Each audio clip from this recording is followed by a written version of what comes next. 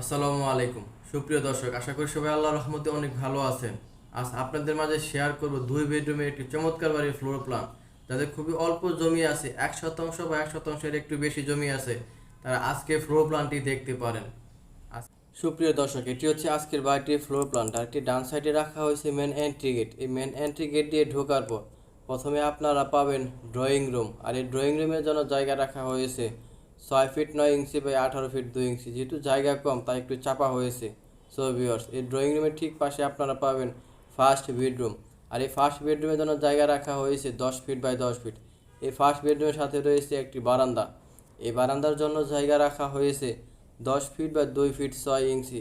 এই first bedroom থেকে বের হওয়ার পর ড্রয়িং কাম ডাইনিংয়ে আসার পর ড্রয়িং কাম ডাইনিং থেকে ঠিক সামনের দিকে অগ্রসর হলে হাতের বাম দিকে আপনারা পাবেন কমন টয়লেট। আর আজকের ফ্লোর প্ল্যানটিতে একটি মাত্র টয়লেট দেখানো হয়েছে, যেহেতু জায়গা একদম কম।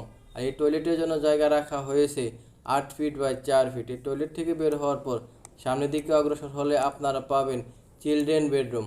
আর এই চিলড্রেন বেডরুমের জন্য জায়গা রাখা হয়েছে 11 ফিট 9 ইঞ্চি বাই 10 ফিটে। চিলড্রেন বেডরুমের ঠিক পাশে রয়েছে কিচেন রুম।